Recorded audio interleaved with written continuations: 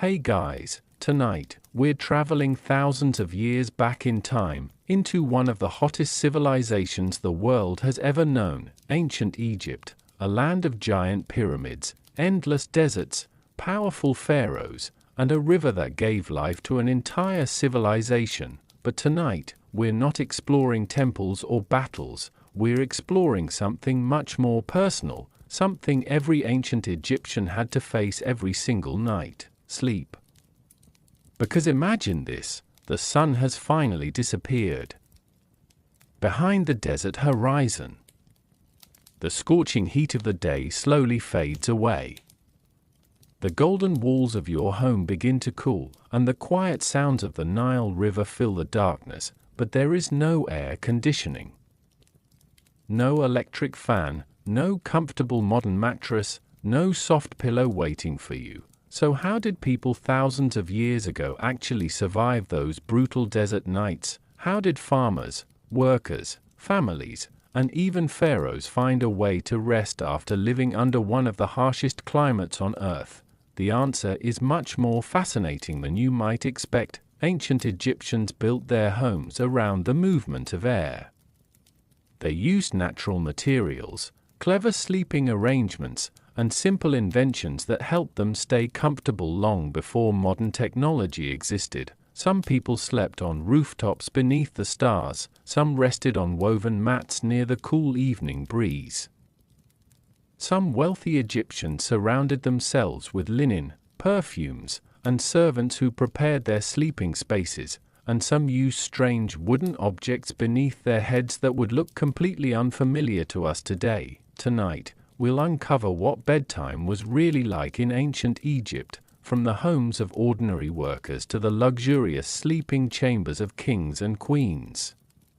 We'll discover the surprising ways Egyptians fought the desert heat, the strange objects they used while sleeping, the dreams they believed carried messages from the gods, and the quiet nighttime routines that ended each day along the Nile. So get comfortable, turn down the lights, and allow yourself to slowly drift back into a world where the desert winds whispered outside, the stars filled the sky, and ancient Egyptians prepared for another peaceful night thousands of years ago. If you enjoy relaxing journeys through forgotten history, you can gently support the channel by leaving a like and subscribing.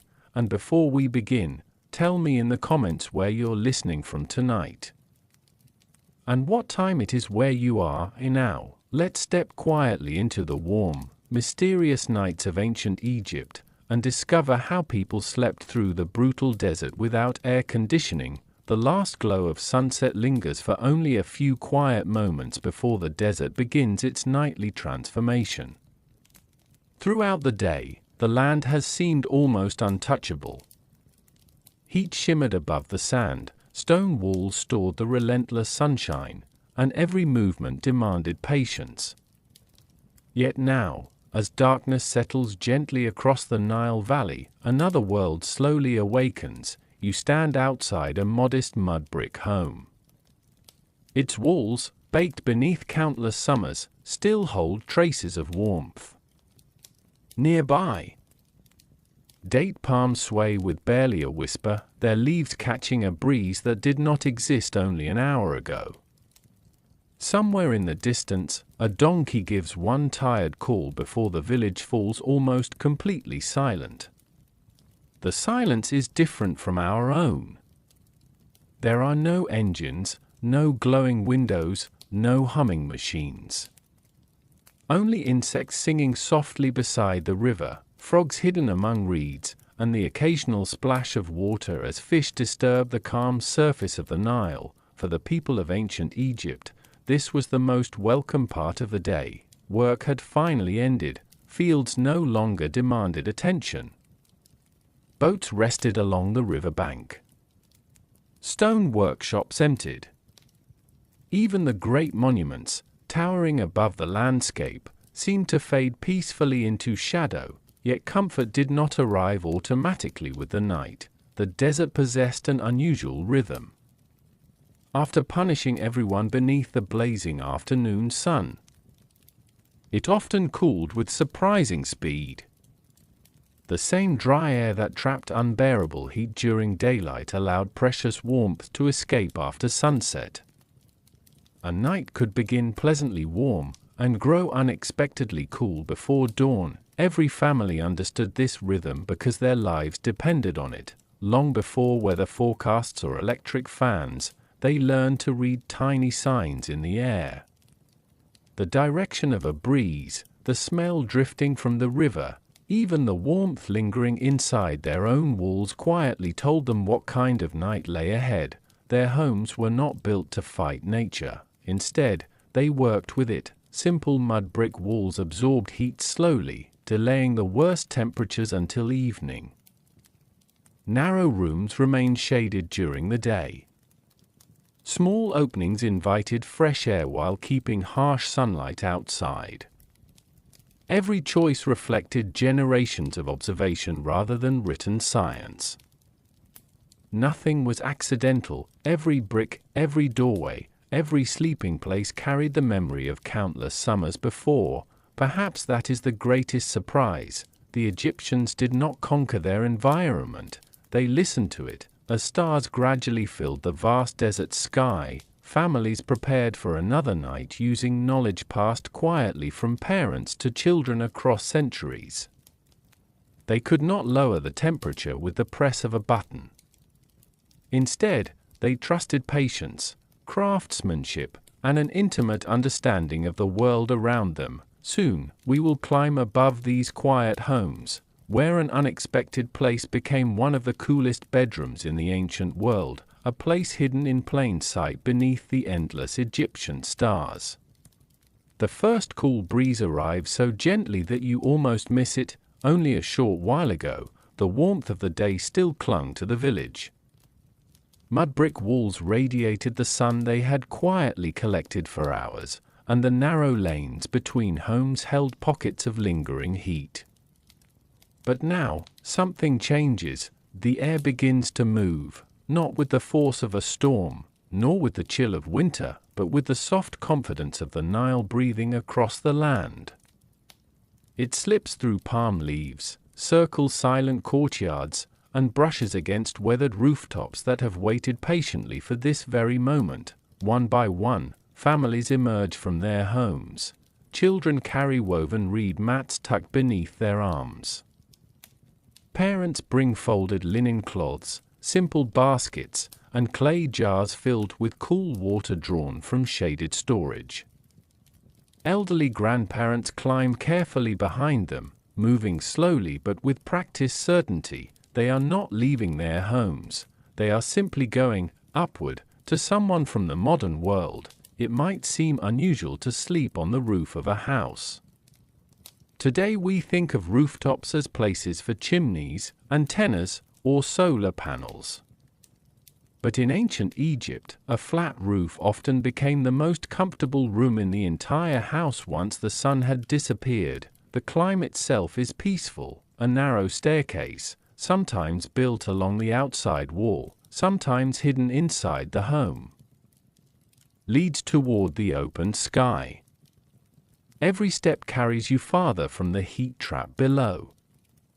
By the time you reach the roof, the difference is almost surprising. The air feels lighter, the breeze lingers longer, the night seems wonderfully alive. Across the village, dozens of neighboring rooftops slowly fill with quiet life. There is little conversation. The busiest hours of the day are already behind everyone, and voices naturally soften as darkness settles over the Nile Valley. Someone quietly shakes dust from a woven sleeping mat, another smooths a piece of fine linen across a wooden bed frame. Nearby, a mother gently tucks a sleeping child beneath a light cloth, more to keep away insects than to provide warmth. Nothing feels hurried. The desert teaches patience. Above them stretches one of the clearest night skies imaginable. Without electric lights, smoke, or towering buildings, the heavens seem impossibly close. Thousands of stars scatter themselves across the darkness, while the pale band of the Milky Way arches silently overhead like a celestial river reflecting the Nile below. For ancient Egyptians, these stars were far more than beautiful decorations. They marked seasons, they guided travelers, they inspired stories that connected the world of the living with the eternal heavens. Lying on a rooftop each night meant sleeping beneath a sky filled with meaning. The gentle breeze carried another gift as well. During the day, the earth absorbed tremendous heat from the relentless Egyptian sun.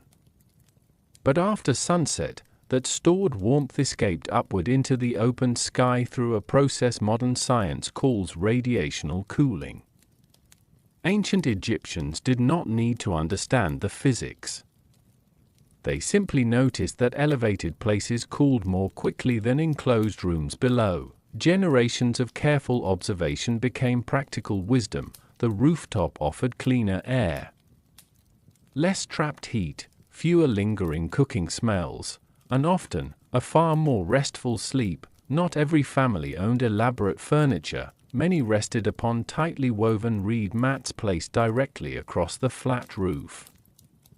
Others slept on simple wooden beds raised slightly above the surface, allowing fresh air to circulate beneath them as well as above. Even this small elevation helped reduce discomfort during the hottest months of the year. Every detail reflected remarkable common sense. Comfort was never created through luxury alone, it came from understanding nature. Of course, rooftops were not entirely without challenges. The occasional desert wind could lift loose linen into the night. Fine sand sometimes drifted across sleeping mats before dawn. Mosquitoes from nearby irrigation canals could become unwelcome visitors during certain seasons. Yet these inconveniences were usually far easier to tolerate than the heavy, motionless air trapped inside enclosed rooms. In many villages, rooftops quietly became nighttime neighborhoods. Families recognized familiar silhouettes beneath the moonlight. A whispered greeting floated across adjoining roofs before fading into silence. Somewhere nearby, someone hummed an old melody while rolling a blanket beneath their head. Then, gradually, even those sounds disappeared. The village surrendered itself to sleep. Above, countless stars continued their slow journey across the heavens. Below, the Nile flowed as it always had, carrying cool air through the valley with endless patience. The roofs themselves became islands of peace suspended between earth and sky, where ordinary people discovered that sometimes the simplest solution was also the wisest. As the hours drifted toward midnight, another quiet mystery waited nearby, and not everyone rested directly upon woven mats. Some slept upon surprisingly elegant wooden beds, while supporting their heads with an object that seems almost impossible to imagine today. And that curious invention will be waiting for us when the next night begins. Morning eventually found the rooftops. The first pale light of dawn spread quietly across the Nile Valley, washing the stars from the sky one by one.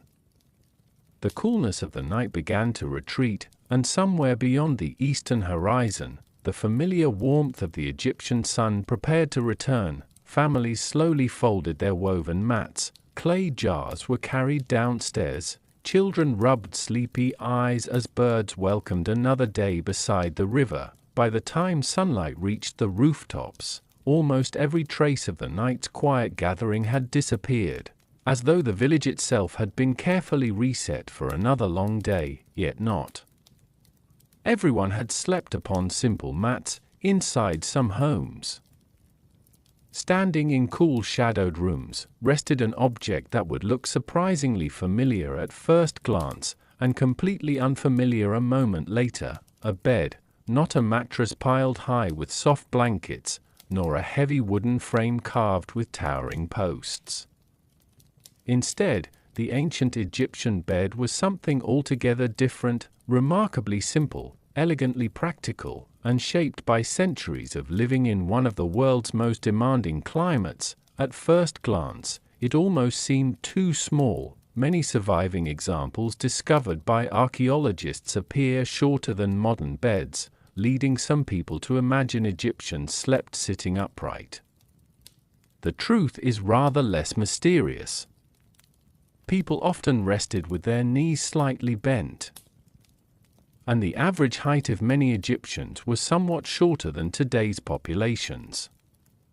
The bed fit the sleeper well enough, even if it appears compact to modern eyes. The frame itself was usually crafted from sturdy local wood such as acacia or sycamore fir. Wealthier households sometimes imported cedar from distant lands, a costly material valued for its pleasant scent and durability. But the real secret was not the wood, it was what stretched between it. Instead of a thick mattress, artisans tightly wove cords, leather strips, or plant fibers across the frame, creating a flexible sleeping surface that gently supported the body. It resembled the careful weaving of a basket, each strand working together to create strength without sacrificing comfort. The design solved several problems at once. The woven surface allowed air to circulate beneath the sleeper, preventing heat from becoming trapped as it often does with thick bedding. During warm nights, this simple feature made an enormous difference. The bed itself also stood above the floor, only a modest distance. Perhaps the height of a person's knee, but enough to improve comfort in several quiet ways. Cooler air moved freely underneath, dust settled below rather than directly upon the sleeper. Occasionally wandering insects became easier to notice before climbing aboard. It was an elegant example of practical engineering born not from luxury, but from observation. Some beds even sloped very gently downward from the head toward the feet. Modern visitors often wonder whether this was intentional. Most archaeologists believe it was. The slight incline may have helped keep the sleeper comfortably positioned throughout the night while also easing pressure across the woven surface. Nothing about these beds feels accidental. Each decision reflects generations of refinement. Even the legs reveal thoughtful craftsmanship. Many surviving royal beds end in beautifully carved animal feet. Lions symbolize strength and protection. Bulls represented endurance. Delicate carvings transformed an everyday object into something quietly meaningful without changing its practical purpose.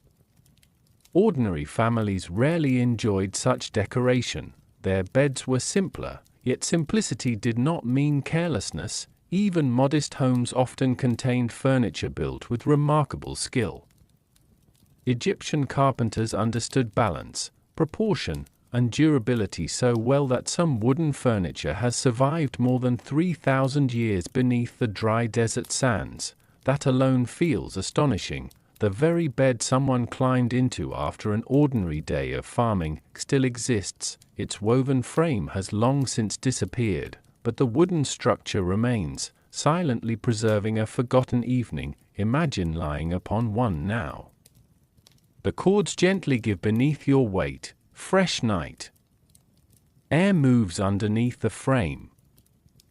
A light linen sheet rests across your body. Beyond the doorway, the breeze carries the distant sound of water flowing through irrigation canals. The room is dark except for the faint glow of an oil lamp slowly burning itself toward sleep. It is quiet, wonderfully quiet, the kind of silence that encourages slow breathing and heavy eyelids. Yet there is still one feature missing. If you reached for a soft pillow, you would search in vain. Instead, waiting beside the bed stands an object carved from smooth wood or polished stone, shaped unlike anything found in modern bedrooms. At first glance, it appears almost impossible to sleep upon, and yet, for thousands of years, millions of Egyptians rested their heads there night after night. Tomorrow evening, we will lift our heads onto that curious invention and discover why one of history's strangest sleeping tools became one of ancient Egypt's most enduring symbols of peaceful rest. The little oil lamp has almost burned itself out. Its flame flickers once, then settles again, casting gentle shadows that drift across the mud brick walls. Outside, the village has fallen completely silent. Even the dogs that barked at strangers during the day now lie curled in peaceful sleep. You are ready to rest. The woven bed waits quietly beneath you, its wooden frame cool after the long desert evening. A light linen sheet has been folded neatly across your legs. The night breeze slips through a narrow opening in the wall, carrying with it the faint scent of damp reeds from the Nile. Everything feels familiar, until you reach for your pillow. There isn't one, instead. Beside the bed rests a smooth, curved object carved from a single piece of wood. At first glance, it seems impossible. Its broad base sits firmly on the floor or bed. A narrow column rises upward before supporting a gently curved cradle just wide enough for the back of a person's head. To modern eyes, it looks less like something meant for sleeping and more like a carefully crafted sculpture, yet for thousands of years, this unusual object accompanied Egyptians into the quiet hours of every night. Today we call it a headrest. The first time you imagine using one, your neck almost protests in advance. We are so accustomed to soft pillows filled with feathers, cotton, or foam that the very idea of resting on polished wood feels almost unimaginable. But comfort is something people learn, just as different cultures have developed different ways of sitting, eating, or building homes. They have also discovered different ways of sleeping. For an ancient Egyptian, the curved wooden headrest was not an oddity, it was perfectly ordinary. Its design was wonderfully practical. Rather than supporting the entire head like a modern pillow, it cradled the neck and the base of the skull, allowing the head to remain slightly elevated while keeping the face and ears exposed to the cooling night air. In Egypt's warm climate, that mattered. A thick pillow could trap heat around the head, making already warm nights feel even more uncomfortable. The open design of the headrest allowed air to circulate freely, helping the sleeper remain cooler until dawn. There were other advantages as well. The raised position helped keep elaborate hairstyles intact. Wealthy Egyptians often spent considerable time arranging wigs or carefully styled natural hair. A soft pillow might flatten hours of careful work. The headrest preserved it. It also helped protect against insects. The Nile Valley was full of tiny nighttime visitors. Mosquitoes, ants, beetles, and other crawling creatures shared the environment with people every day. Elevating the head slightly may have reduced some unwelcome encounters, especially while sleeping outdoors or on rooftops. Simple, but remarkably effective. Many surviving headrests are beautifully crafted. Some were carved from acacia wood, polished until they felt almost silky beneath the hand.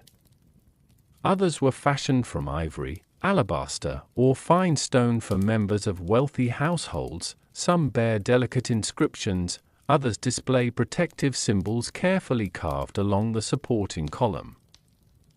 A few even feature images of household gods standing guard through the night. Sleep, after all, was never viewed as entirely ordinary. Each evening represented a quiet journey into an unseen world. During sleep, the boundaries between the human world and the divine seemed thinner than they did beneath the midday sun. A peaceful night required not only physical comfort but spiritual protection. The headrest became part of that protection. Some examples discovered inside tombs include inscriptions asking for safety, peaceful dreams, and successful awakening. One ancient blessing expressed a simple hope: "May your head be lifted." It sounds almost poetic today, yet for Egyptians, those words carried profound meaning. To awaken each morning was to experience renewal. The rising sun itself symbolized rebirth. Each dawn echoed the eternal cycle of life overcoming darkness once again. That is why headrests accompanied many people into eternity. Archaeologists have found them resting beneath the heads of mummies, carefully placed exactly where they had supported the sleeper during life. The object that brought nightly comfort was believed to continue its purpose beyond death. Thousands of years later, these smooth wooden curves still survive inside museums around the world, quiet, patient, still waiting beneath invisible heads. If one were placed beside your own bed tonight, it might seem strangely uncomfortable, but perhaps, after generations of familiarity, it would feel no stranger than our own pillows do to us. Every civilization quietly teaches its people what comfort means. For ancient Egyptians, comfort was never measured by softness alone. It was measured by wisdom, by climate, by careful craftsmanship, and by an understanding that even sleep could be guided by both nature and belief. As the lamp finally fades into darkness, another gentle mystery begins to unfold, because while these remarkable headrests supported sleeping heads, it was the cool desert air itself that carried exhausted bodies peacefully through the night, and that invisible companion will quietly lead us into the next chapter. The darkness has settled completely now. The last glow from the oil lamp has faded, leaving only the quiet silver light of the moon stretching gently across the rooftops. Somewhere beyond the village, the Nile continues its endless journey north, unseen but never truly silent. Its waters whisper against reeds, carrying with them a coolness that cannot be seen, only felt. For an ancient Egyptian, this invisible breeze was one of the night's greatest treasures. It cost nothing, it belonged to everyone, and yet, it was carefully understood, long before people spoke of airflow, insulation, or natural ventilation. The Egyptians had spent generations observing something remarkably simple. Air is always moving, even when the world seems perfectly still. Warm air slowly rises, cooler air slips into its place, and the landscape itself begins to breathe. Every evening, as the blazing sun released its grip on the desert, this gentle exchange transformed the valley into a far more welcoming place. The people noticed. They always noticed. A farmer returning from the fields might pause for a moment before entering his home, lifting his face toward the breeze. An elderly woman arranging pottery outside her doorway could tell, simply from the movement of her linen dress, whether the night would remain pleasantly cool or unusually warm. Nature rarely spoke with words, it spoke through patterns. And ancient Egyptians became excellent listeners. Their homes reflected that quiet understanding. Most houses were built from sun-dried mud brick, a material that worked almost like a patient guardian against the harsh climate. During the hottest hours of the afternoon, the thick walls absorbed much of the sun's heat instead of allowing it to rush indoors all at once. Hours later, after sunset, that stored warmth escaped gradually into the cooler night. This gentle rhythm softened the extremes of the desert. Inside the home, temperatures changed more slowly than they did outside, creating a surprisingly comfortable refuge for much of the evening. But the walls alone were not enough. The Egyptians welcomed the breeze whenever they could. Doorways were often left open after sunset. Windows, though usually small to block the fierce daytime sun, became precious pathways for fresh evening air.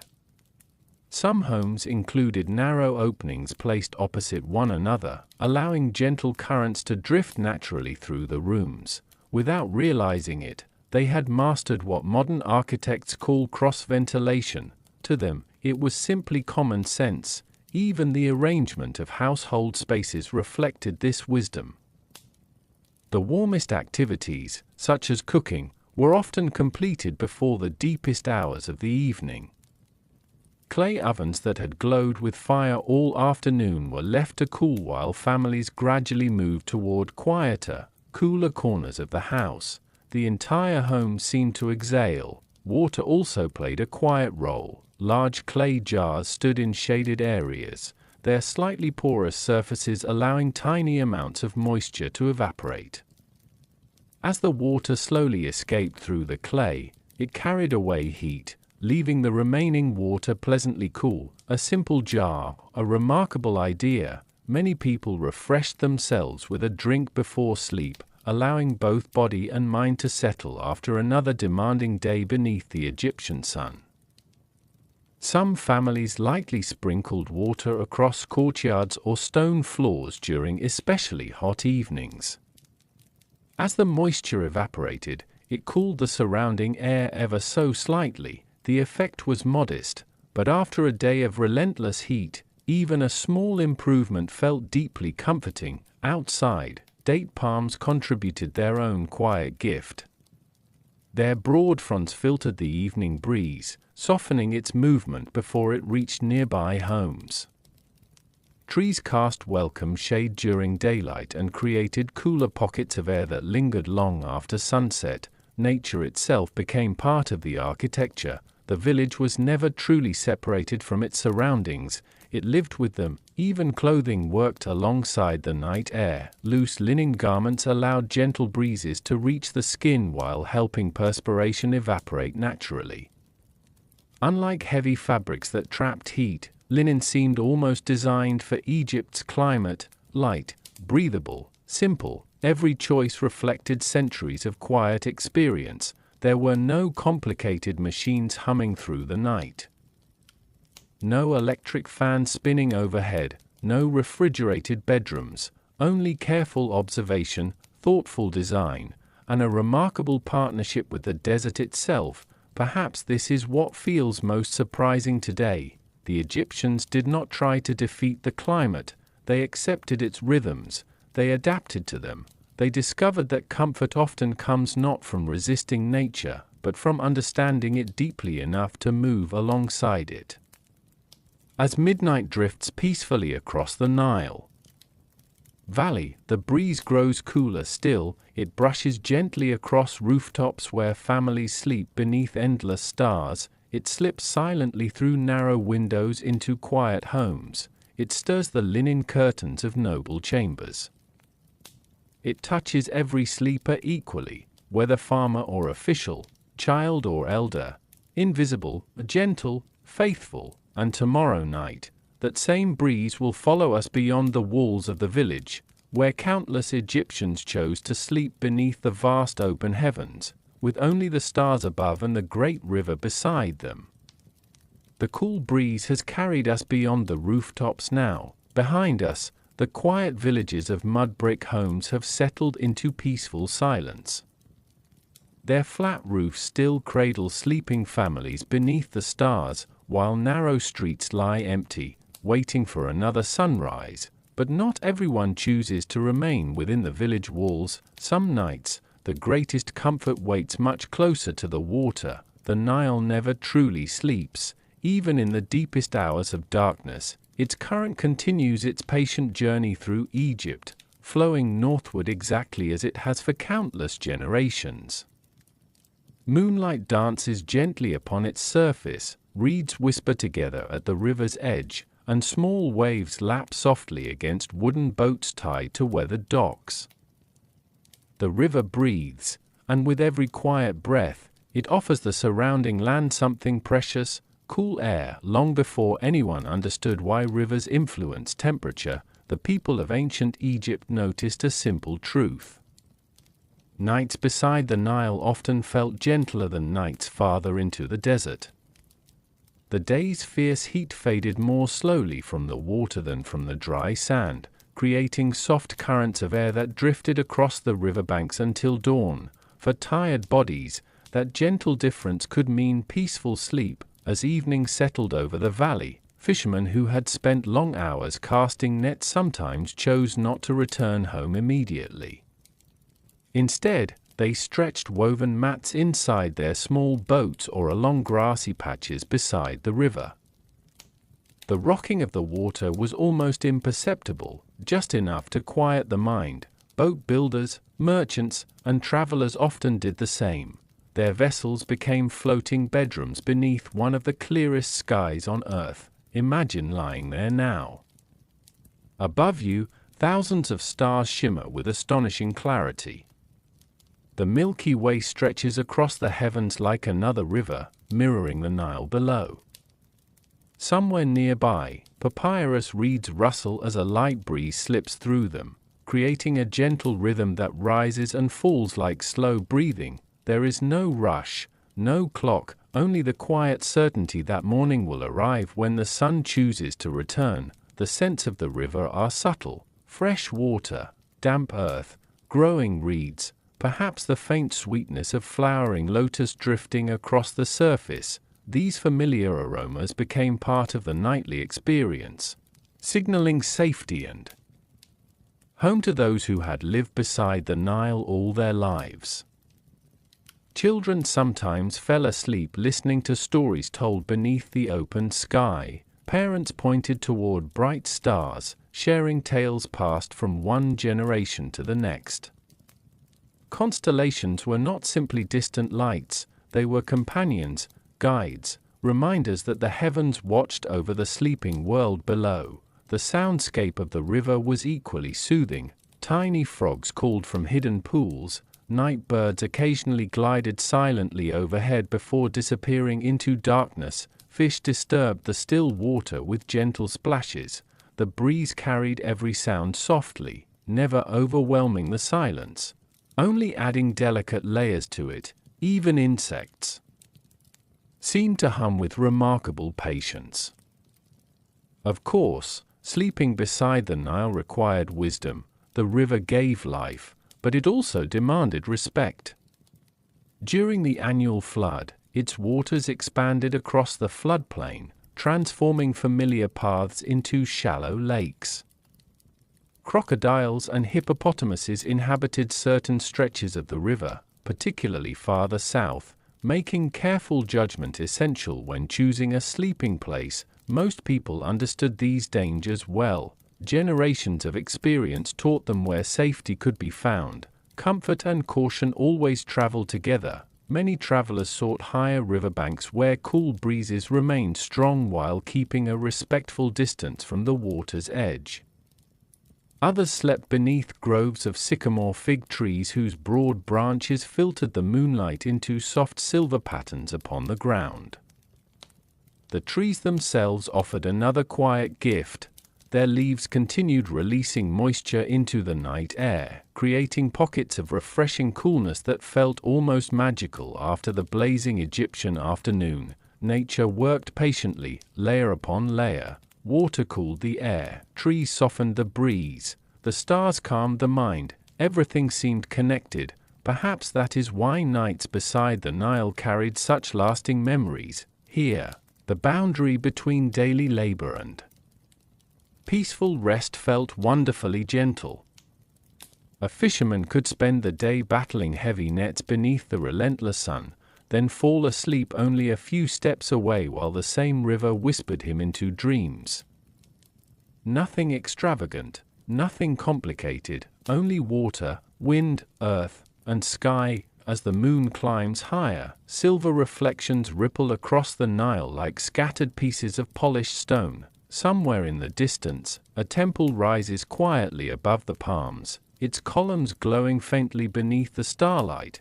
Beyond those sacred walls, another world prepares for sleep, the world of polished wooden beds, perfumed chambers, soft linen woven finer than most villagers would ever touch, and servants moving silently through palace corridors long after ordinary families have drifted into dreams. Tomorrow night, our journey will carry us through those grand doors, where even the pharaohs sought comfort beneath the same timeless Egyptian sky.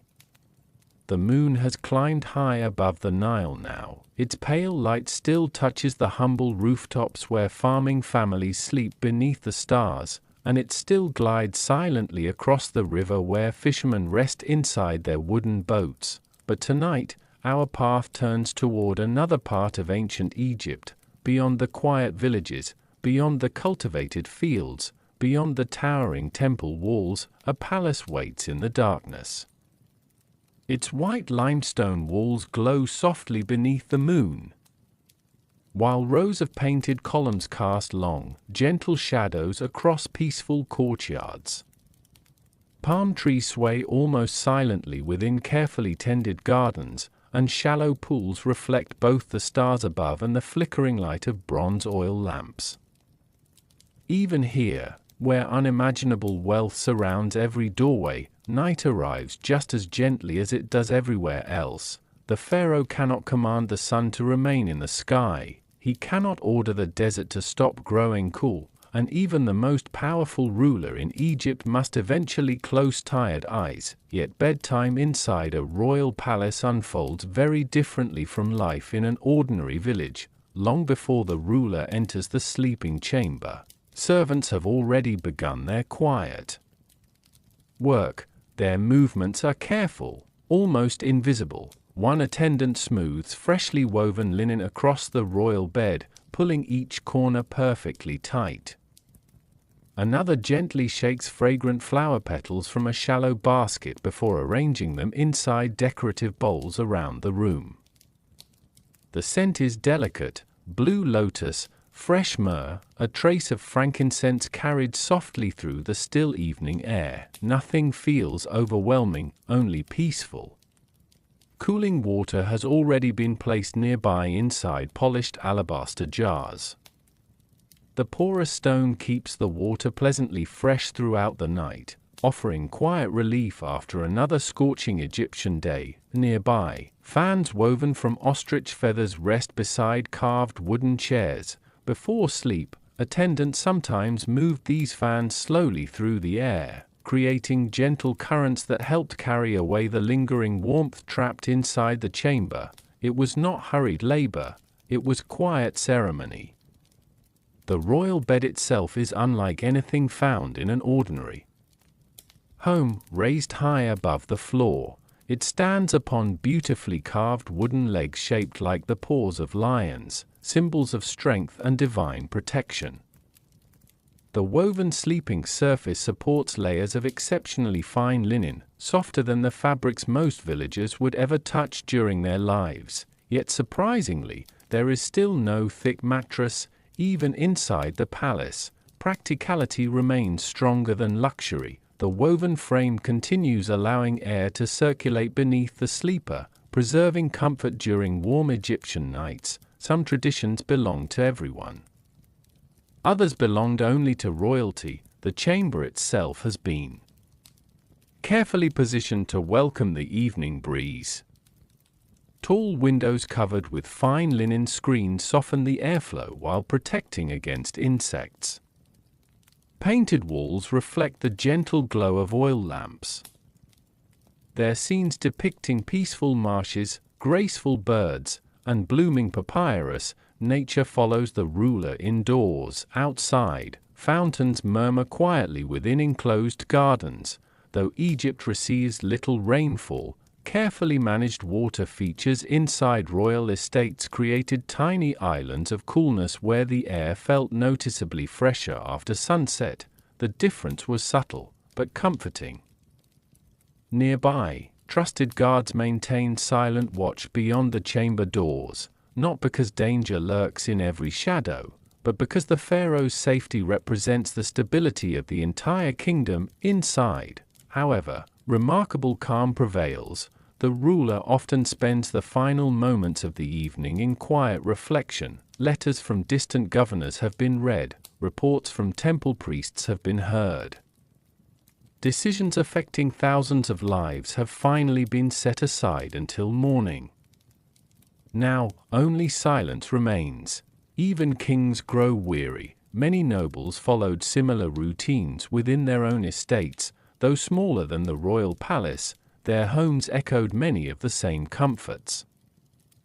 Beautiful wooden furniture, fresh linen, decorative gardens, perfumed oils gently rubbed onto the skin after bathing, soft music played upon harps or flutes during the final hours before sleep. The melodies drifted slowly through shaded courtyards before disappearing into the warm night air. Luxury in ancient Egypt rarely meant excess. Instead, it meant refinement, carefully chosen materials, patient craftsmanship.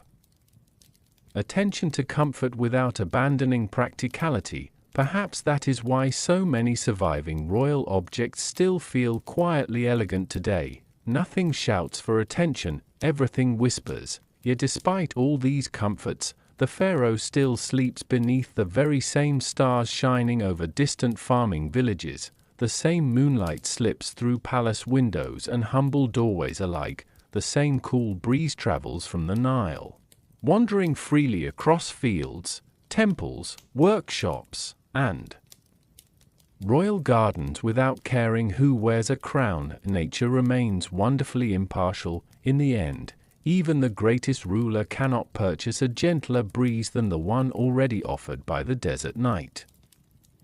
As the palace grows still, the last attendants quietly extinguish several oil lamps, leaving only faint pools of golden light glowing against painted walls. The corridors fall silent, the gardens continue whispering, and somewhere beyond the palace gates, ordinary families are already deep within their dreams. Tomorrow evening, we will leave the world of kings behind and step once more into the homes of everyday Egyptians, where bedtime is shaped not by servants or luxury, but by family, shared traditions, and the quiet routines that gently brought another long day beside the Nile to a peaceful close. The palace has fallen quiet, its gardens rest beneath the moon, its painted halls stand still, and somewhere behind thick limestone walls, the pharaoh has surrendered another day to sleep. But if we leave those grand residences behind, and follow the moonlight back toward the villages, another story quietly unfolds. It is the story of almost everyone, not kings, not nobles, simply ordinary families, whose names have long since disappeared into history, but whose evenings were filled with moments that still feel remarkably familiar. The day's work is finally over, the fields have been watered, fishing nets have been folded, stone tools have been placed carefully against mud brick walls. The long hours beneath the Egyptian sun have ended, and for the first time since dawn, the village begins to slow. No one rushes.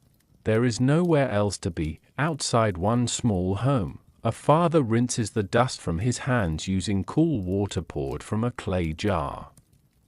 Nearby, his oldest son unties bundles of flax gathered earlier that day, while younger children chase one another through the courtyard, their laughter echoing softly between the walls. Their energy seems endless. The adults smile knowingly. Soon enough, the children will grow tired. Inside the home, the evening meal is almost ready. The aroma of freshly baked bread drifts gently into the cooling air.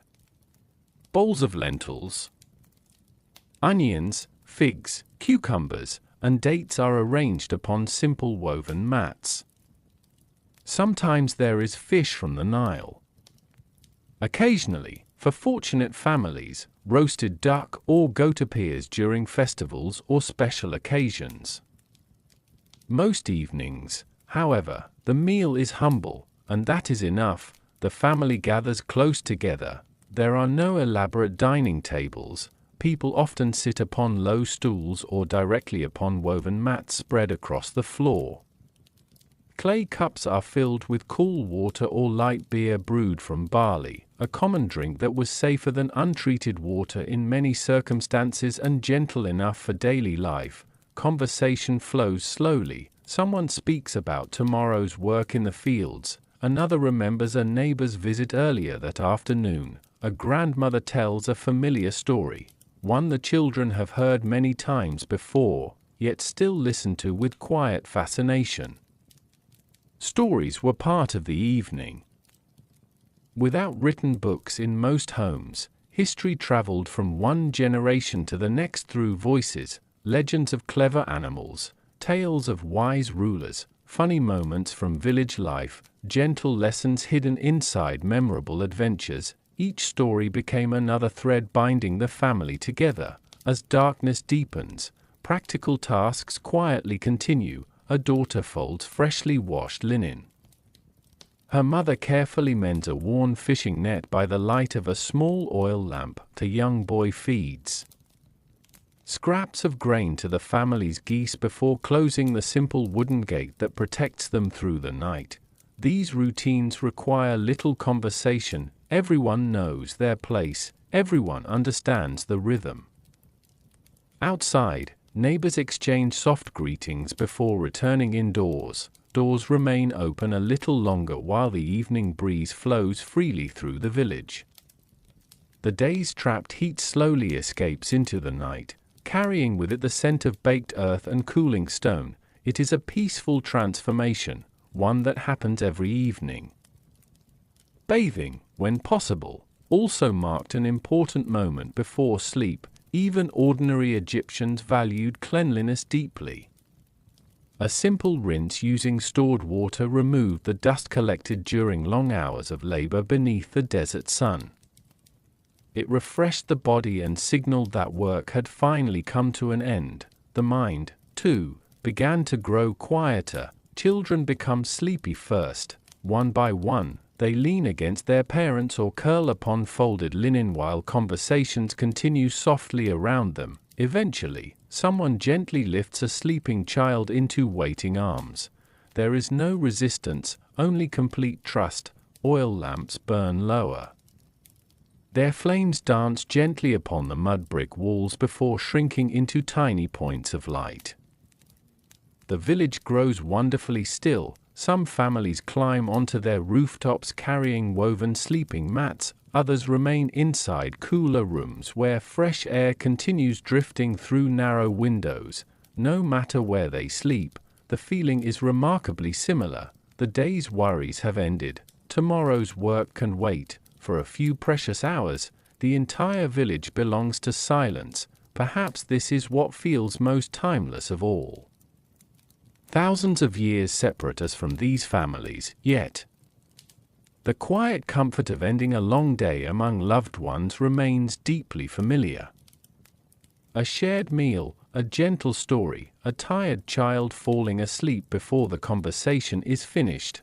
These are not grand historical events, they are ordinary moments, and because they are ordinary, they have endured. As the final lamp is carefully extinguished, darkness wraps itself gently around the sleeping village. Yet while families drift peacefully into dreams, many believe that sleep is far more than simple rest, for once the eyes close, another world quietly begins to open, a world where messages may arrive from unseen places, where gods, spirits, and symbols move silently through the sleeping mind. Tomorrow night, we will step into that mysterious realm, where ancient Egyptians believed dreams could reveal far more than the coming dawn.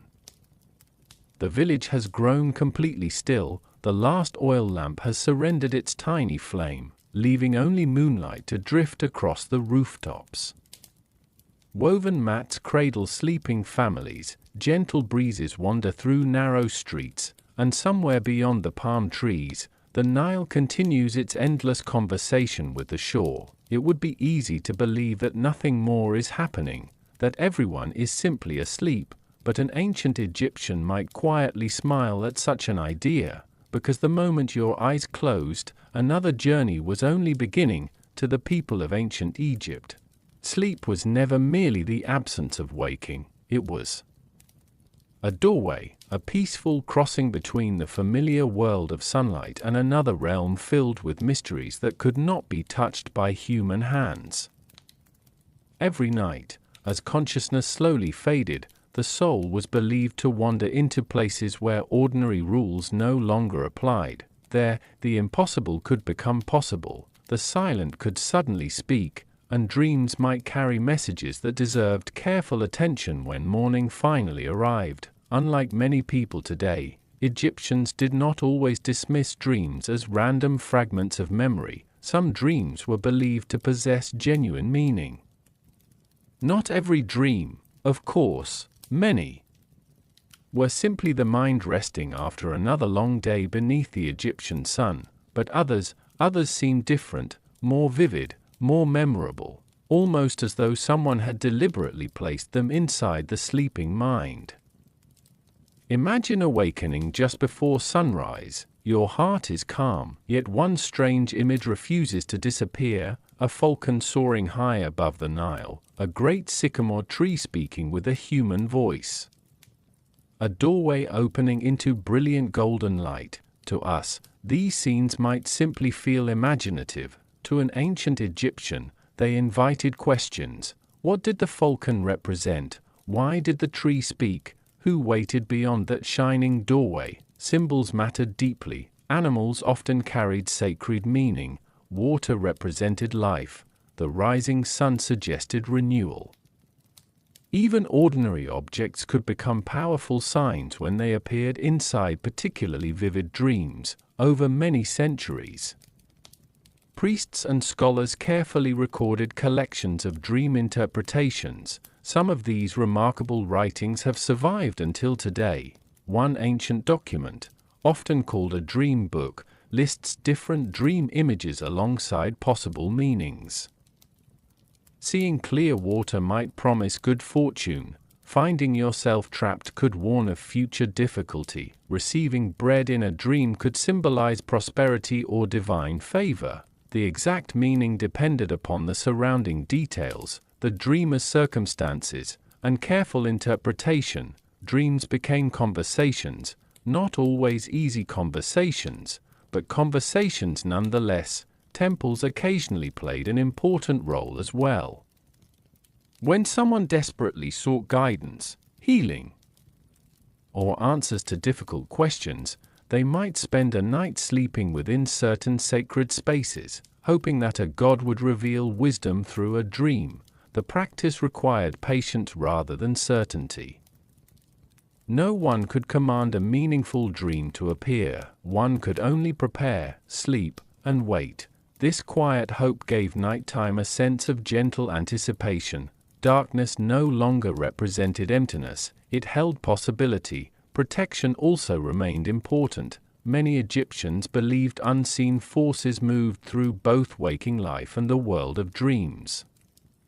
Most were not viewed with constant fear, but people appreciated the comfort of protective amulets, spoken blessings, and sacred symbols placed nearby before sleep. A carved figure beside the bed, a painted image upon the wall, a familiar prayer whispered softly before closing weary eyes. These simple acts brought reassurance. Not because every night was dangerous, but because every journey deserved a safe beginning. Even children grew up hearing stories that blurred the line between dreams and the divine. Parents reminded them that the gods watched over honest people. Grandparents spoke of ancestors whose wisdom occasionally appeared through dreams to offer comfort during uncertain times. Such stories made bedtime feel both peaceful and mysterious. The sleeping world was not empty.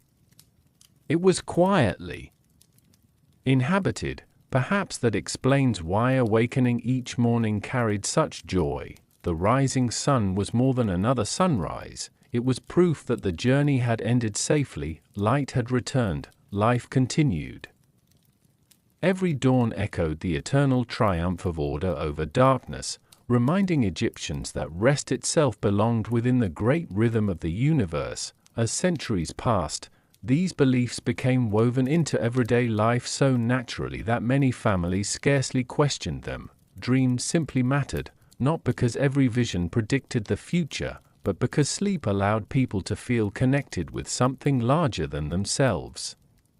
Something ancient, something eternal. Tonight, as you slowly drift towards sleep yourself, imagine standing beside the quiet Nile beneath a sky overflowing with stars. The breeze is gentle, the village is silent, your eyes grow heavy, and somewhere beyond the edge of waking, a dream patiently waits. Tomorrow evening, we will return from that mysterious inner world to discover the forgotten tricks that helped ordinary Egyptians survive the relentless desert heat, using clever ideas so simple that they still inspire admiration thousands of years later. Morning arrives almost unnoticed. Long before the first rays of sunlight touch the temples and fields, the village is already beginning to stir. A rooster calls somewhere beyond the mud-brick walls. Donkeys shuffle impatiently in their small enclosures. Along the Nile, fishermen loosen the ropes that held their boats through the quiet night. The cool hours are precious, everyone knows it. For the people of ancient Egypt, surviving the desert was never about defeating the heat, it was about staying one step ahead of it. Generation after generation, they developed quiet habits that required no complicated inventions. No machinery. No hidden technology, only patience, observation, and an extraordinary understanding of the land they called home. The day always began early. Before the sun climbed high into the sky, farmers were already walking toward the fields with wooden tools balanced across their shoulders. Builders carried stone while the air was still gentle. Bakers prepared ovens before the hottest part of the morning. The rhythm was intentional. Every task completed before midday was one less burden carried beneath the blazing afternoon sun. By the time the desert reached its fiercest heat, many people naturally slowed their pace. Some worked in shaded areas, others rested briefly beneath clusters of date palms or inside thick mud brick buildings that remained surprisingly cool. This quiet pause was not laziness, it was wisdom. Nature itself had set the schedule, the Egyptians simply learned to follow it. Their clothing reflected the same practical thinking. Loose linen garments allowed air to move freely around the body. Unlike heavier fabrics, linen absorbed moisture and dried quickly, helping perspiration cool the skin instead of trapping uncomfortable heat. Most clothing was light in color. The pale fabric reflected sunlight rather than absorbing it, making long hours outdoors just a little more bearable. Even hairstyles served a purpose. Many priests shaved their heads completely, finding it easier to remain cool and clean beneath the Egyptian sun. Wealthier men and women often wore carefully crafted wigs made from human hair or plant fibers. At first this seems contradictory. Why wear a wig in such heat? The answer is surprisingly sensible. A wig could be removed indoors, allowing the scalp to cool quickly, while also protecting the head from direct sunlight during outdoor activities. Comfort and practicality working together once again. Water was treated with deep respect. Large clay jars stood inside shaded corners where evaporation naturally lowered the temperature of the water stored within. Travelers often carried smaller vessels wrapped in damp linen, keeping their precious supply cooler for longer journeys across dusty roads. Every sip mattered. Meals also adapted to the climate. Fresh vegetables, onions, cucumbers, figs, dates, and fruits containing natural moisture became welcome companions during hot seasons. These foods helped replace water lost through long hours of labor while providing steady nourishment without feeling overly heavy. The Egyptians understood their bodies remarkably well, even without modern science. Builders, too, worked with the environment instead of against it. Streets in many settlements were narrow enough to cast shade across one another for much of the day. Houses stood close together, reducing the amount of sunlight striking each wall. Even temple architects considered the movement of light and shadow. Massive stone columns created cool pathways where priests and visitors could escape the harsh afternoon sun for a few peaceful moments. Animals followed similar patterns. Cats slept lazily through the hottest hours, oxen rested beneath simple shelters. Even birds seemed quieter when the desert reached its fiercest temperatures. The entire landscape slowed together. Humans were not separate from nature, they belonged to it. One particularly clever habit involved the evening itself. Rather than remaining trapped inside warm homes after sunset, families often moved outdoors to complete quiet household tasks. Nets were repaired beneath the stars. Grain was sorted in open courtyards. Children played until the last traces of daylight disappeared. The cooling air became part of daily life. Night was not merely the end of work. It offered relief. Perhaps this is the greatest forgotten lesson ancient Egypt leaves behind. Comfort was never created by a single invention. It emerged from hundreds of thoughtful choices made every day, choosing where to build, when to work, how to dress, what to eat, where to sleep. None of these decisions seemed extraordinary by themselves. Together, They created an entire civilization capable of flourishing beside one of the harshest deserts on Earth for thousands of years.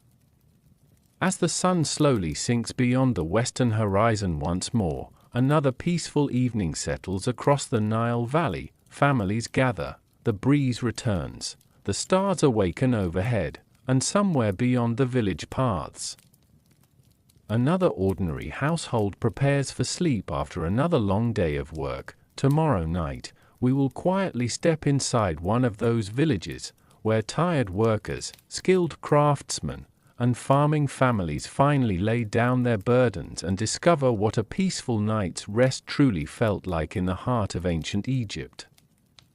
Another day is gently coming to an end. The golden sun, so fierce only a few hours ago, now hangs low above the western desert. Its light has softened, painting the mud brick homes in warm shades of amber and copper. Long shadows stretch across narrow village paths, and the air, once shimmering with relentless heat, begins to lose its weight. For the people of ancient Egypt, this was the hour they quietly anticipated all day, not because life became easier, but because the hardest work was finally behind them. Across the fields, farmers gather their wooden hoes and sickles before making the familiar walk home. Their linen clothing is dusted with the fine earth that has fed Egypt for generations. Their hands are rough from labor, their shoulders ache from carrying baskets of grain, yet their pace is unhurried. There is no need to rush. The Nile will still be there tomorrow. Nearby, stone cutters leave their workshops, carefully setting down copper chisels and wooden mallets that have echoed against limestone since sunrise. Potters wipe the last traces of clay from their fingers before covering unfinished vessels to protect them until morning. Even the animals seem relieved. Oxen return slowly from the fields, bells around their necks ringing softly with each step. Goats wander back into simple pens beside family homes. Cats, who spent much of the afternoon hidden in cool shadows, stretch lazily before beginning their nightly patrol through the village. Everything follows a rhythm, one that has repeated itself for centuries. As families arrive home, the village begins its quiet transformation. Smoke rises gently from small cooking fires. The comforting aroma of warm bread drifts through the air, mixing with the scent of baked earth that still holds the memory of the day's sunshine. Children, finally released from their chores, gather in open courtyards. Some chase handmade reed balls. Others build tiny villages from damp mud beside the irrigation channels, laughing as the miniature walls collapse beneath the flowing water. Their parents watch with tired but gentle smiles. They know that childhood passes as quickly as the setting sun. Soon enough, those same children will carry tools into the fields, but not tonight. Tonight belongs to rest. As twilight deepens, conversations become quieter. Neighbors pause outside their homes to exchange a few final words before darkness settles completely. They speak about the condition of the crops, the height of the Nile, the promise of tomorrow's weather. No one lingers for long. The day's work has earned everyone's exhaustion. Inside the homes, simple oil lamps cast warm circles of light against mud brick walls. Their glow is modest, enough to mend a torn linen garment, enough to braid a child's hair before bed, enough to share one final story while the night breeze enters through an open doorway. Beyond the walls, the desert slowly releases the heat it gathered throughout the day. The temperature falls little by little. The air grows easier to breathe. Many families carry their woven mats toward the rooftop. Just as their parents and grandparents had done before them, others remain in shaded courtyards where cool air settles gently after sunset. There is no single perfect place to sleep, only the place that feels right on this particular evening. One elderly man carefully checks the sky before lying down. He has spent his entire life reading the weather through the stars, the breeze, and the scent of the river. Without realizing it, He possesses knowledge that no written book could fully capture. Nearby, a young mother rocks her baby in quiet rhythm. The child's breathing gradually slows, tiny fingers loosen their grip upon her linen robe. At last, sleep arrives, not suddenly, but gently, like the evening breeze itself. Across the village, one family after another surrenders to the night. A fisherman dreams of calm waters, a potter dreams of perfectly shaped clay, a farmer dreams of healthy crops nourished by the coming flood. Their hopes are simple, yet deeply human. Above them, countless stars spread across the heavens with breathtaking clarity. There are no city lights to hide them. The Milky Way stretches from horizon to horizon like a luminous pathway guiding unseen travelers across the sky for just a few peaceful hours. The burdens of work disappear. No taxes must be paid, no fields must be harvested, no stones must be lifted. Only silence remains, only breathing, only the gentle whisper of palm leaves stirred by the cool Nile breeze. It is easy to imagine that this quiet village has been forgotten by history, and in many ways, it has. The names of these families have vanished. Their voices have faded, yet their evenings, their hopes, their weariness after honest work, still feel surprisingly familiar. As midnight settles over the rooftops, another gentle mystery waits nearby. Inside these same homes, children are sleeping more deeply than anyone else. Their dreams are lighter. Their bedtime is different, and tomorrow evening, we will quietly follow the youngest members of ancient Egyptian society, discovering what childhood felt like when the stars above the Nile became the final sight before drifting peacefully into sleep. The village has surrendered itself to the night once again. From above, the rooftops seem almost like quiet islands floating beneath a sea of stars.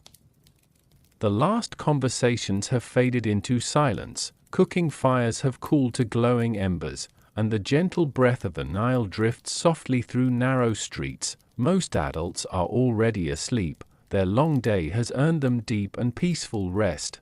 But in one small mud brick home, a child is still awake. Small hands trace tiny patterns through the woven reeds of a sleeping mat while curious eyes remain fixed upon the sky.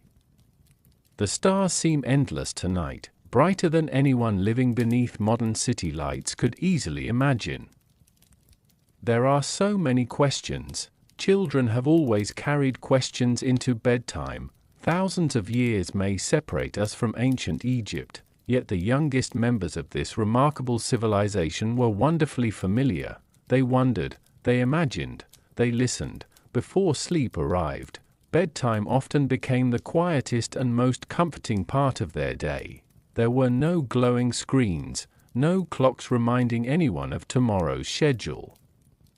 Only family, stories, and the slow rhythm of evening. A mother gently brushes dust from her daughter's linen tunic before helping her settle onto a woven reed mat.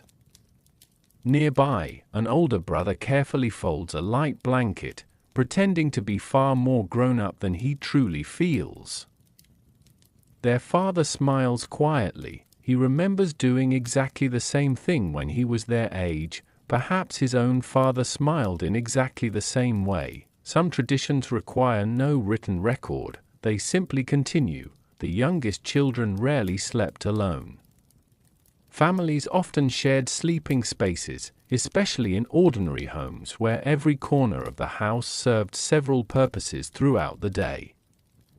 Brothers and sisters rested side by side. Parents remained close enough to hear even the softest cry during the night.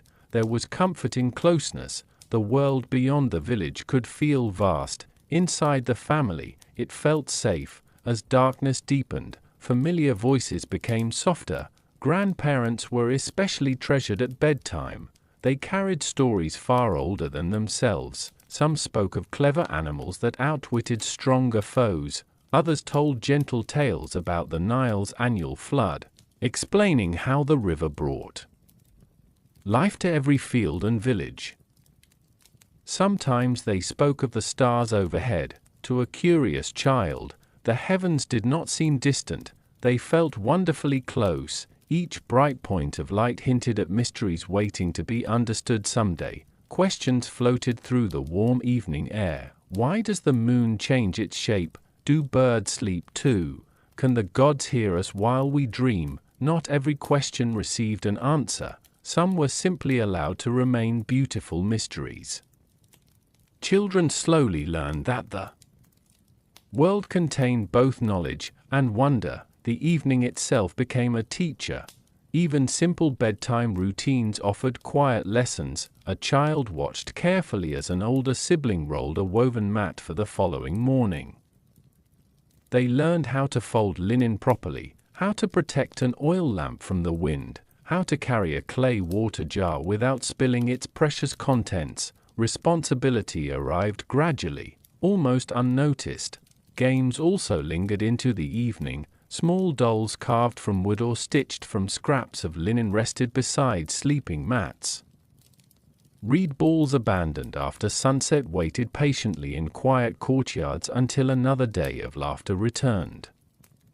These humble toys remind us of something deeply comforting. Ancient Egyptian childhood was not only work and discipline. There was joy, there was imagination, there was time to simply be a child. As eyelids grew heavier, mothers sometimes hummed gentle melodies whose words have long since disappeared from history. The tunes themselves are gone, yet it is easy to imagine their softness, simple rhythms repeated again and again, not performed for an audience, only offered as quiet reassurance. The desert breeze carried those melodies upward into the night. Eventually, one child falls asleep, then another. A tiny hand still clutches a wooden toy, another rests against a parent's shoulder.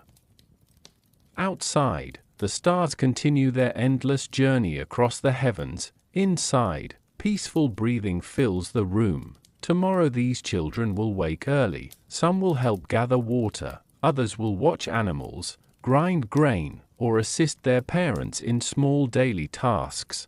But tonight, none of those responsibilities matter. Tonight they belong entirely to childhood. Perhaps that is what feels most timeless. Across every civilization, across every century, a sleeping child has always represented hope. Hope that tomorrow will come, hope that life will continue, hope that another generation will someday tell these same stories beneath another sky. As the village sinks deeper into silence, folded linen rests quietly beside every sleeping mat. Soft fabric, simple comfort, patient craftsmanship. Tomorrow evening, we will gently unfold those linens and discover how clothing, bedding, and carefully woven textiles became some of the most important companions to restful sleep in the warm nights of ancient Egypt. The children have drifted into peaceful dreams. Their wooden toys rest quietly beside woven sleeping mats, their slow breathing blending with the gentle rustle of palm leaves beyond the rooftop. The village has become almost perfectly silent, as though the desert itself has decided to sleep for a little while. Only the night breeze continues its endless journey. It slips across the Nile, climbs the mud brick walls, and gently lifts the edge of a piece of white linen lying beside a sleeping family. It is such an ordinary piece of cloth that it would be easy to overlook, yet few materials shaped daily life in ancient Egypt more than linen. From the moment a child was wrapped after birth to the careful cloths placed around a loved one after death, linen quietly accompanied nearly every stage of life, and each evening it became one of the greatest comforts of sleep. Unlike heavy wool, which could quickly become uncomfortable beneath Egypt's relentless heat, linen possessed remarkable qualities perfectly suited to the climate. It was light, it breathed easily, and when the cool desert breeze found its way across the fabric, it carried away warmth from the body with surprising efficiency. Without understanding modern physics, Egyptian weavers had discovered exactly what generations of experience had taught them. Nature had already provided the perfect sleeping fabric. the journey of every linen sheet began far from the bedroom. It started in the fertile fields beside the Nile, where delicate blue-flowering flax plants swayed gently beneath the Egyptian sun.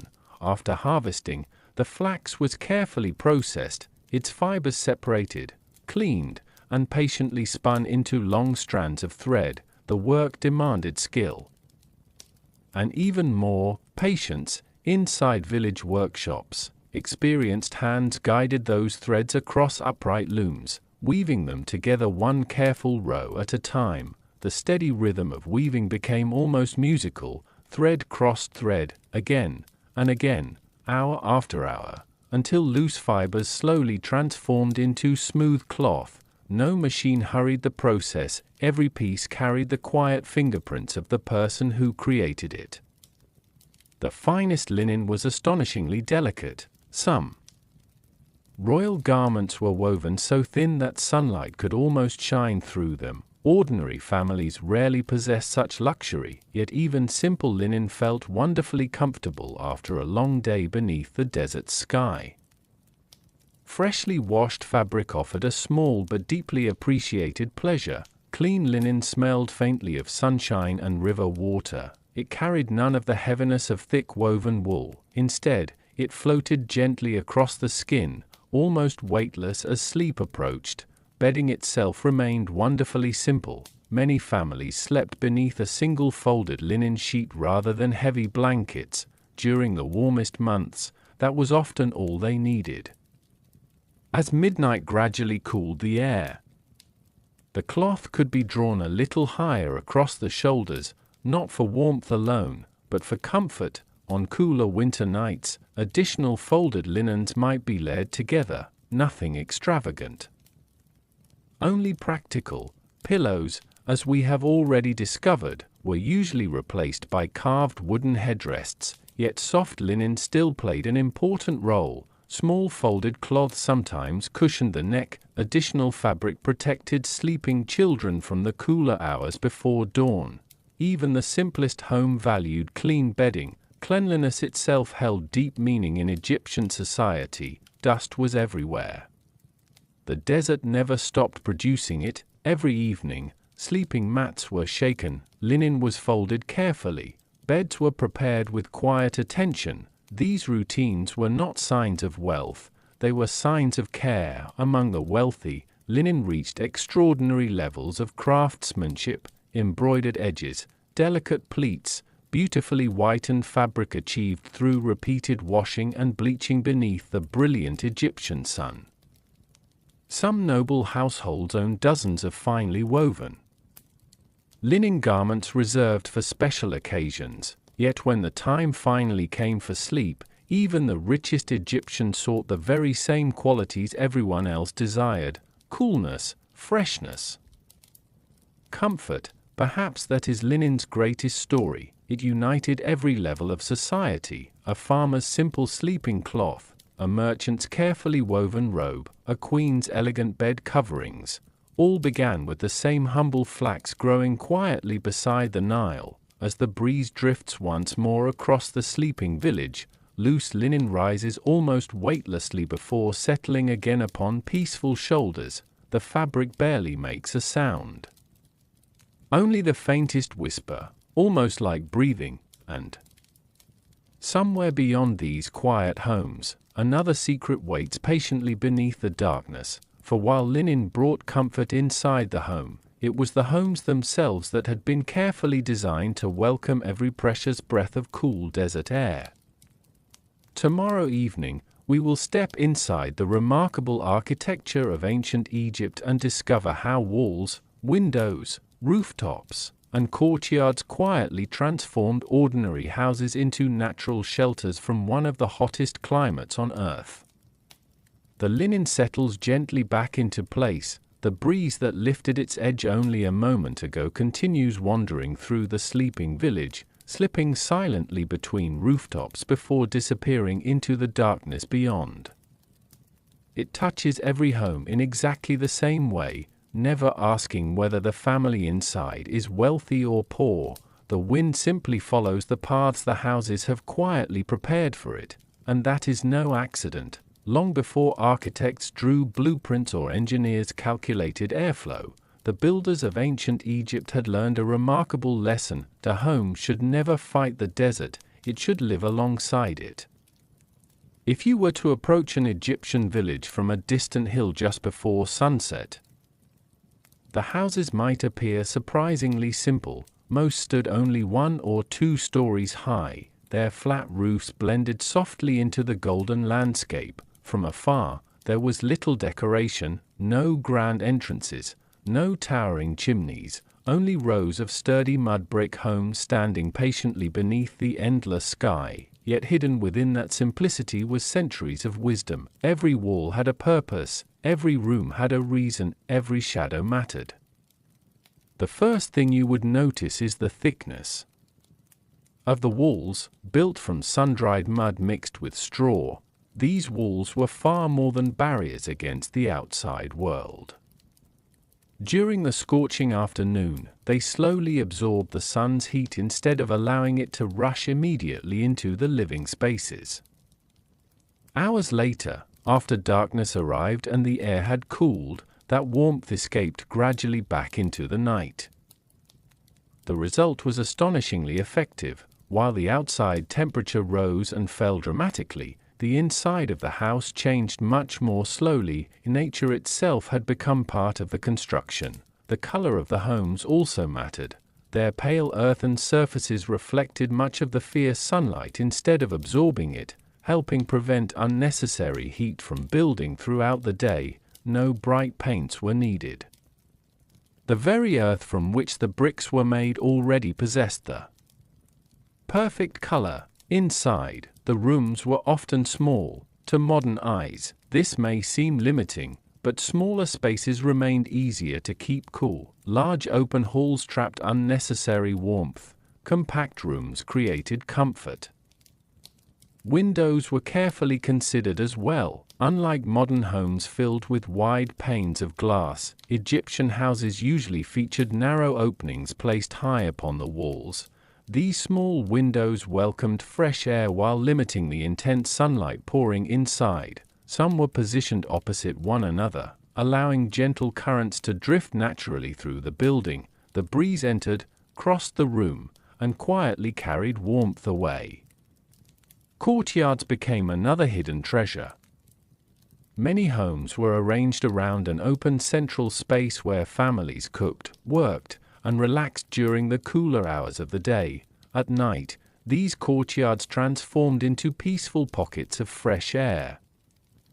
Stone, earth, plants, and open sky worked together, allowing heat to escape upward while cooler evening air slowly settled below. Even the staircase had a purpose beyond simply connecting one level to another. It provided easy access to the rooftop, which we have already discovered often became the most comfortable bedroom in the entire house during the hottest seasons. Architecture and daily life were never separated. One shaped the other. The rooftops themselves remained wonderfully practical. Flat surfaces dried harvested crops beneath the sun, stored household items, provided places for conversation after sunset, and, when darkness fully arrived, became quiet sanctuaries beneath the stars. The houses also stood remarkably close together. Narrow streets wound between them like shaded corridors, protecting villagers from direct sunlight throughout. Much of the afternoon, as one building cast its shadow upon another, the entire settlement became cooler. Neighbors unknowingly helped one another simply through thoughtful construction. Perhaps the most remarkable feature of all is what these homes did not contain. There were no machines hidden behind the walls, no pipes carrying cooled air, no humming devices working through the night. Comfort emerged entirely from understanding the landscape: mud, Sunday, wind, shade, time. The builders accepted what the desert offered and carefully arranged their homes around those gifts. Even today, architects studying sustainable design often admire these ancient solutions.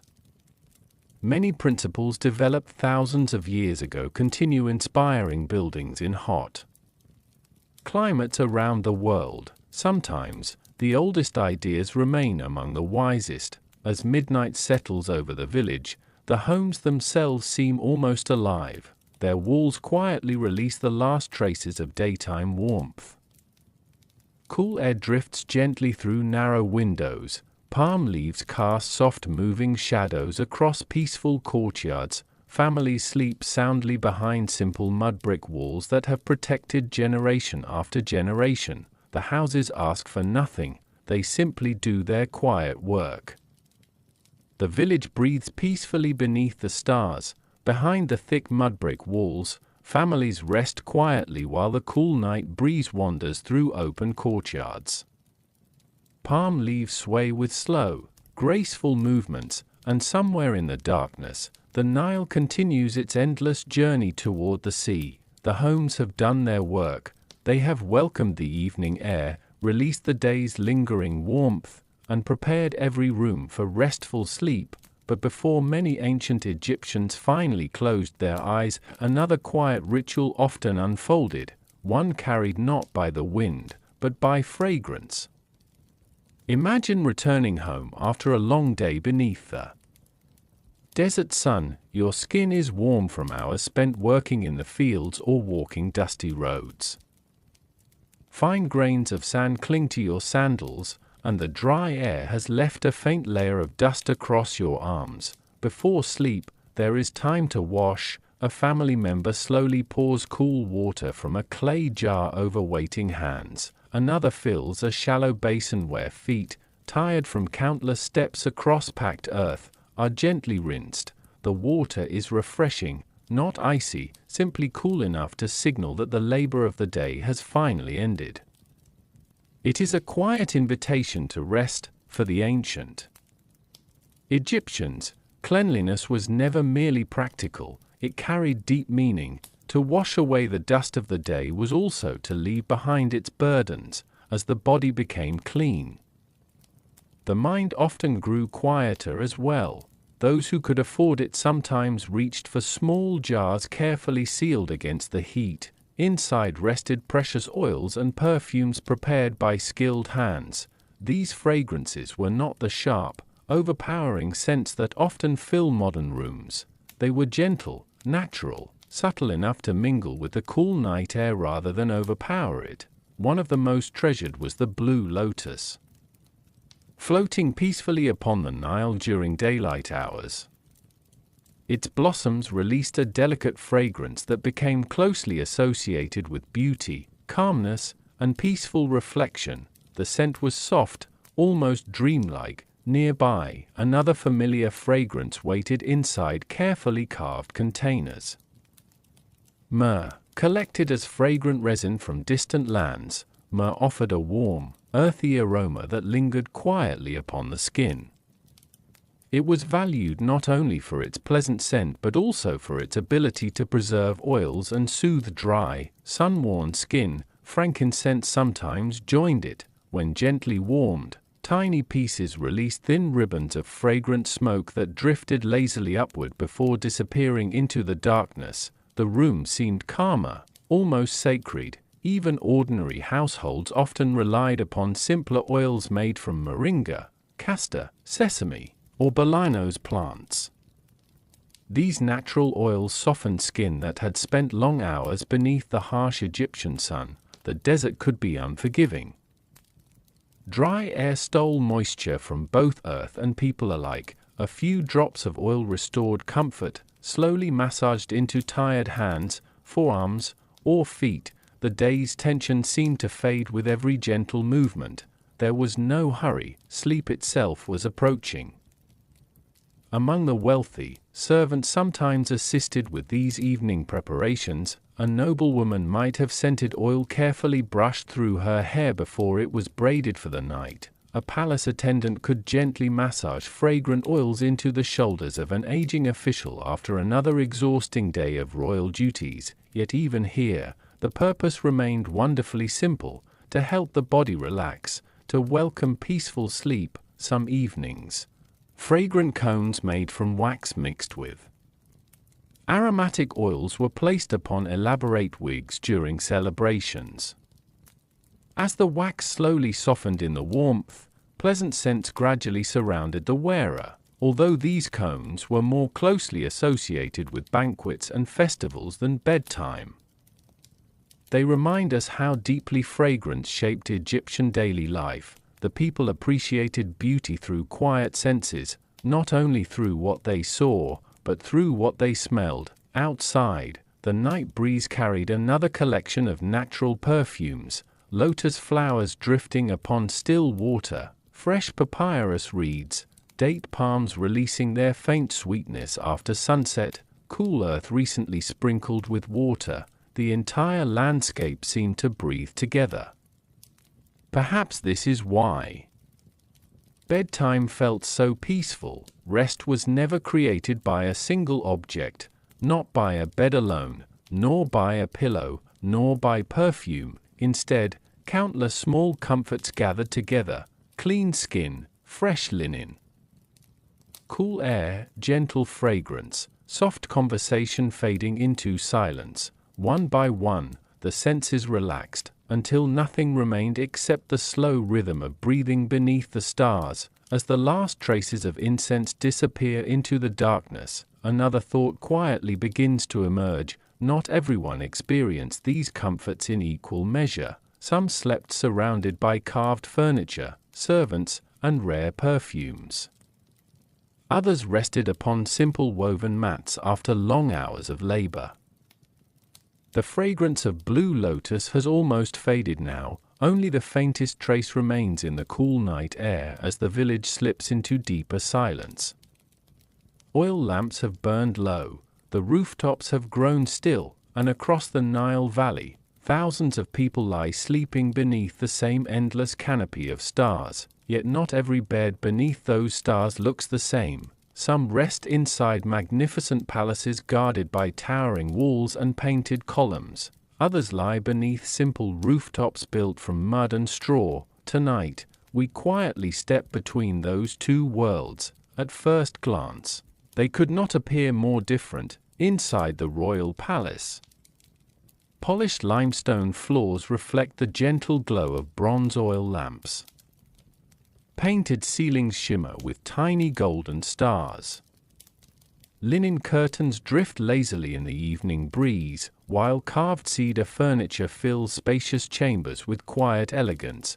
Beyond those walls, in a modest farming village, a single lamp flickers inside a small mud brick home. The furniture is simple: a woven basket, a clay water jar, a wooden stool worn smooth by generations of use. Nothing more is needed.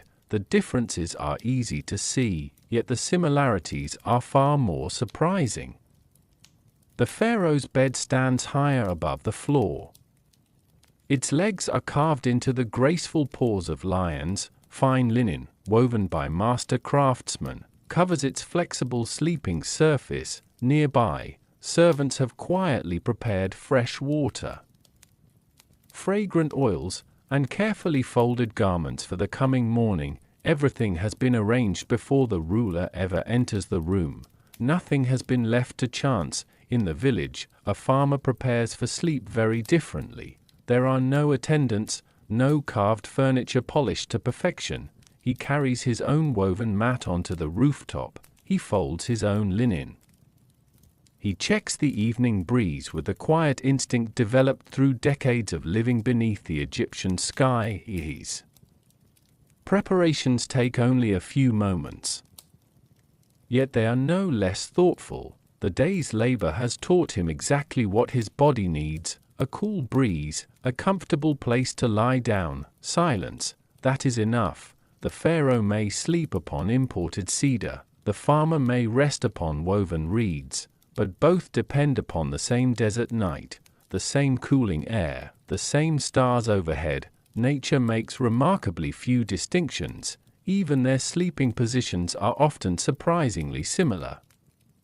Both may rest upon woven surfaces rather than thick mattresses. Both likely place their heads upon carefully shaped wooden headrests. Both wear light linen suited to Egypt's warm climate. Comfort, in many ways, belongs equally to each of them.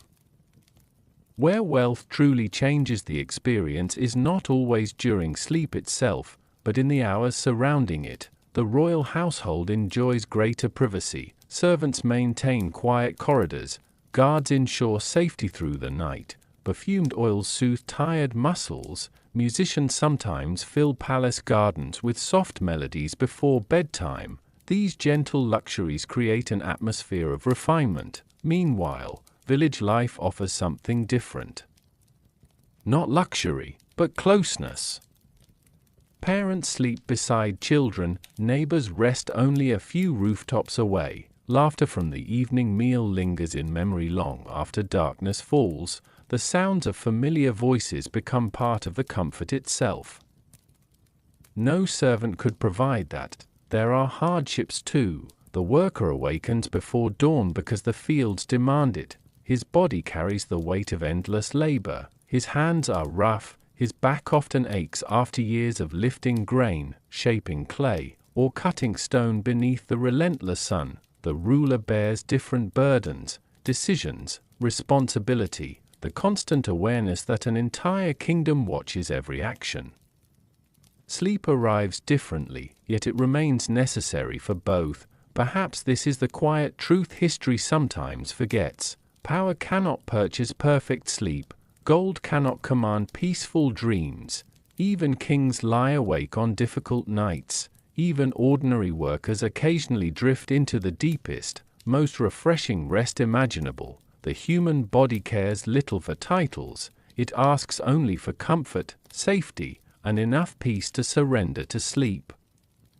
As midnight passes over Egypt, palace and village grow equally silent. The royal guards continue their patient watch beneath torchlight.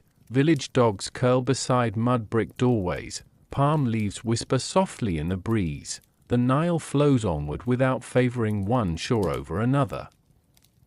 Somewhere, a king dreams.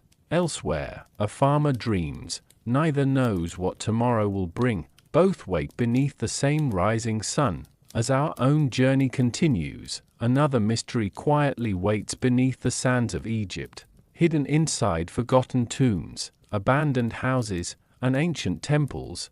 Archaeologists have uncovered strange sleeping objects unlike anything found in modern bedrooms. Some are beautiful, some are puzzling, and some have left historians wondering exactly how they were used. Tomorrow evening, we will carefully brush away the desert sand and discover the curious sleep-related treasures that ancient Egypt left behind for the modern world to uncover. The night passes quietly. Kings and farmers alike have surrendered to sleep, their dreams now hidden somewhere beyond the reach of history. The Nile continues its endless journey beneath the moon, while the villages and palaces we have come to know rest in peaceful silence. But thousands of years later, that silence would one day be broken, not by the voices of ancient Egyptians, but by the careful brushes of archaeologists. Imagine standing at the edge of an excavation beneath the warm Egyptian sun. The desert appears empty, only endless sand stretches toward the horizon. Yet beneath your feet, entire lives are waiting to be remembered. Every layer of sand hides another forgotten story. Every carefully uncovered object asks another quiet question. Who held this? Who used it? And what ordinary evening did it once belong to? Most people expect archaeologists to discover dazzling treasures, golden masks, jewels, magnificent statues. Those remarkable finds certainly exist, yet some of the most fascinating discoveries are surprisingly humble, objects so ordinary that they rarely receive the attention they deserve. The very things people reached for before going to sleep. Among the most recognizable is the Egyptian wooden headrest. At first glance, it hardly resembles anything meant for comfort. A gently curved support rests upon a narrow column attached to a stable base. All carved from a single piece of wood or, in wealthier households, from beautifully polished stone. To modern eyes, it almost seems impossible. How could anyone sleep using something so hard? Yet these remarkable objects appear again and again inside homes, tombs, and royal burials across ancient Egypt. They were clearly valued. Some were plain, shaped only for practical use. Others displayed extraordinary craftsmanship, elegant carvings. Sacred animals. Protective symbols, even inscriptions wishing peaceful rest or divine protection during the night. The headrest had become far more than furniture. It represented safety, comfort, and continuity between daily life and eternity. Nearby, archaeologists often uncover woven sleeping mats preserved by Egypt's astonishingly dry climate, made from reeds, rushes, or palm fibers gathered along the Nile. These mats reveal the quiet simplicity of ordinary households. Many still carry the delicate patterns woven by hands that disappeared thousands of years ago.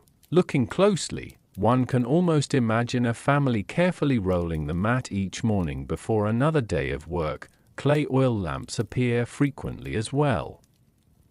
Small enough to fit comfortably inside one hand, they once filled bedrooms with gentle pools of warm light before bedtime. Some still bear faint traces of soot near their carefully shaped spouts. The final flame was extinguished centuries ago, yet the lamp quietly remains, waiting. Cosmetic jars also emerge from the sand. Many once contained fragrant oils, protective ointments, or perfumes prepared for both daily care and evening relaxation. Alabaster vessels polished until they almost glowed. Simple clay containers used by ordinary families. Each tells a slightly different story. Together, they reveal how deeply Egyptians valued comfort, cleanliness, and preparation before sleep. Archaeologists have even discovered children's toys resting beside sleeping areas, small wooden animals, miniature dolls, tiny carved boats.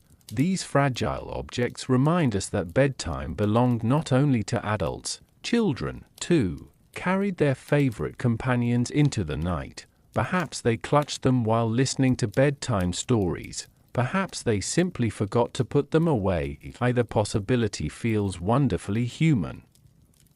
Some tombs contain beautifully woven linen folded with remarkable care. Although intended for the afterlife, these discoveries also reflect the importance of clean bedding during everyday life. The Egyptians believed comfort should continue beyond death itself. Sleep and eternity were never entirely separate ideas. One particularly moving discovery comes not from magnificent treasures but from signs of ordinary wear. A polished edge where countless hands once lifted a wooden headrest. A repaired reed mat carefully stitched rather than discarded. A cracked oil lamp used until it could no longer safely hold a flame. These quiet imperfections speak louder than gold.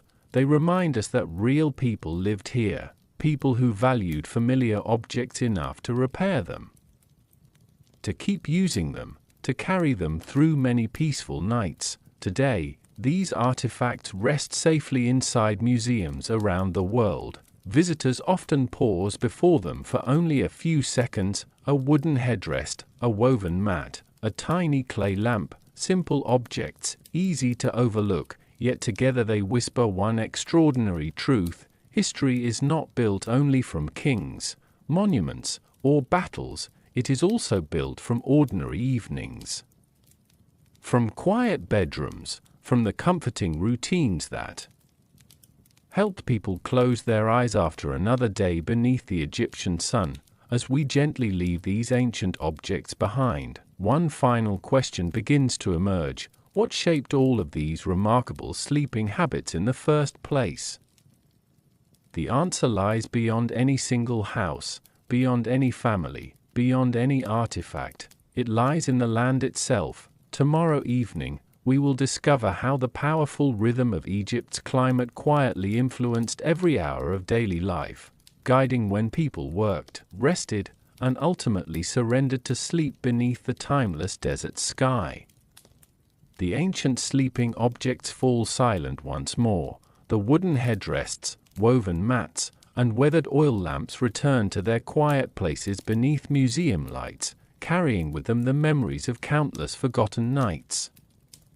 They have survived thousands of years, but none of them tells the complete story on its own. To truly understand how ancient Egyptians slept, we must look beyond the objects, beyond the houses, beyond the people themselves. We must look at the land, because long before the first village was built, before the first mud brick was shaped by careful hands, the climate of Egypt had already begun writing the rules of daily life. Imagine standing on the edge of the Nile Valley just before sunrise. To one side stretches the fertile ribbon of green that made civilization possible. Palm trees sway gently beside quiet canals.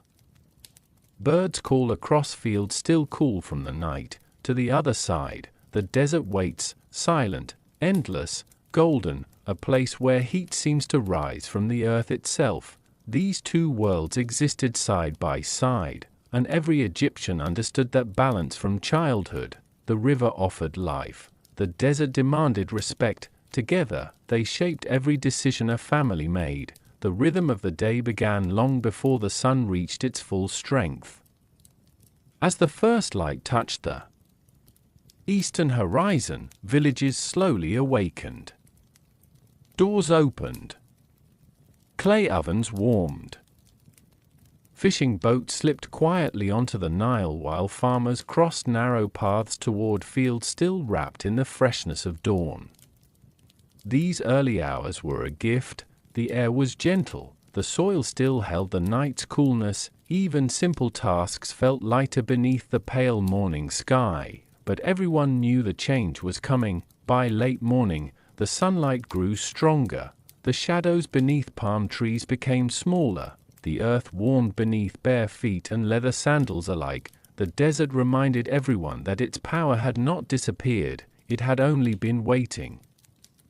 Rather than resisting this daily transformation, the Egyptians adapted to it with remarkable patience. Heavy work slowed during the hottest hours whenever possible. Families sought the shade of courtyards and thick mud brick walls. Animals rested. Children played quietly indoors. Even conversation seemed softer in the afternoon heat, as though the entire landscape encouraged stillness. Then, almost unnoticed, the day began to breathe again. The sun drifted westward. Long shadows stretched across the village. A cool breeze rose from the Nile and wandered through narrow streets, carrying with it the scent of fresh water, damp reeds, and distant flowering plants. Life slowly returned outdoors.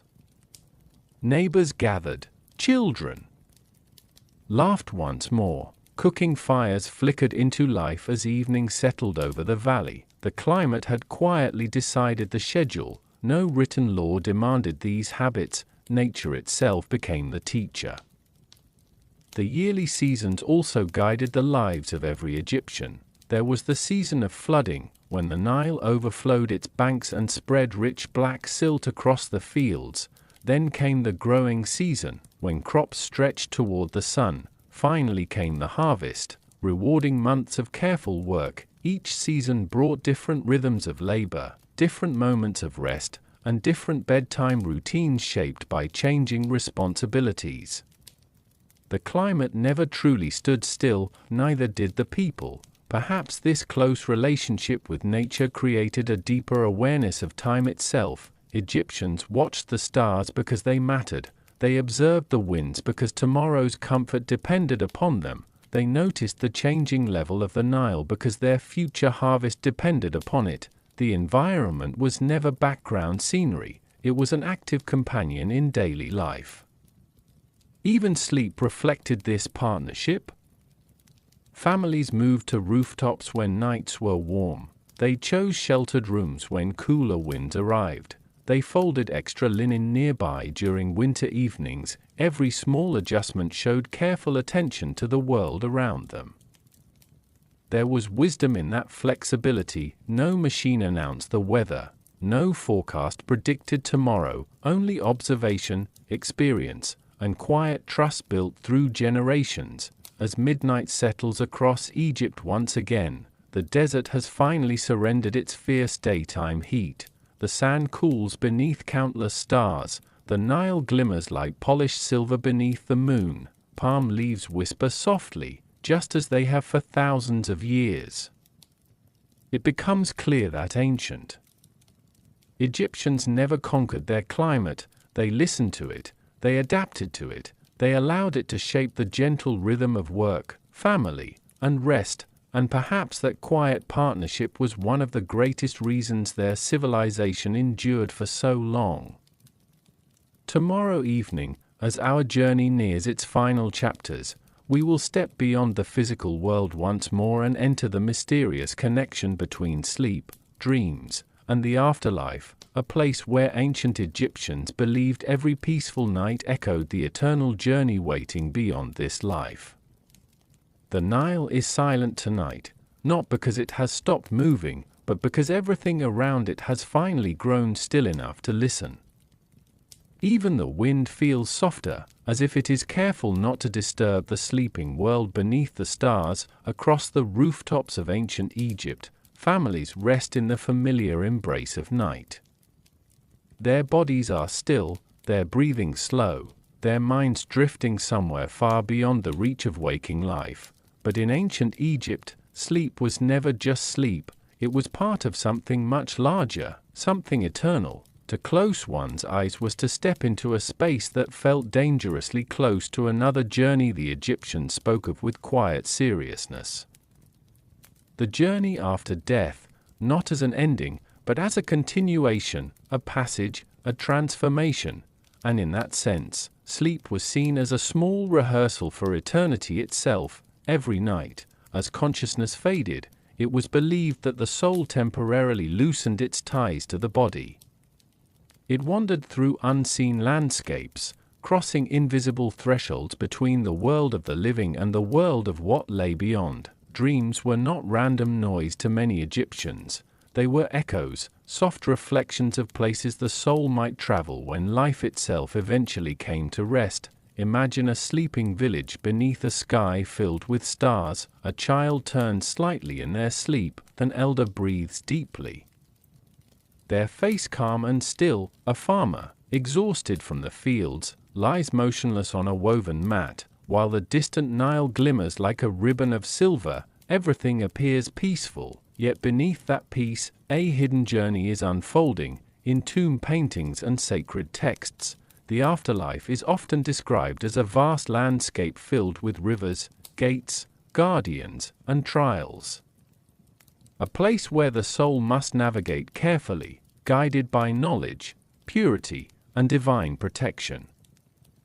And strangely, many of these ideas mirror the language of sleep itself, crossing thresholds, passing through gates, encountering symbolic beings, moving from darkness into light. It is almost as if the Egyptians saw sleep and death as two parts of the same great mystery, separated only by scale, one temporary, the other eternal. Because of this belief, preparation for sleep often carried a quiet sense of respect, not fear, but awareness.